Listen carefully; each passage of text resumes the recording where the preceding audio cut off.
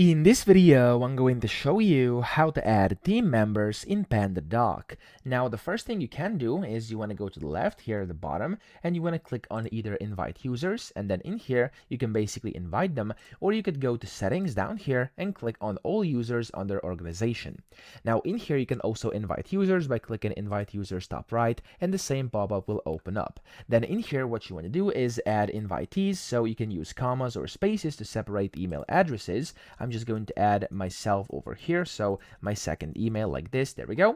And then what you want to do here is assign the role, so I'm just going to put them as manager, and what you can do is click on send invitations, or you can also copy the link if you want to. Now whenever you do this, as you can see, the invitation have been sent, and you can see the invites over here as well, and that's essentially all you have to do to add team members. Whenever they accept it via their email, they'll be able to get access to your, of course, PandaDoc account over here as well. So I hope this video helped you out. If it did, please subscribe to the channel and help me out as well.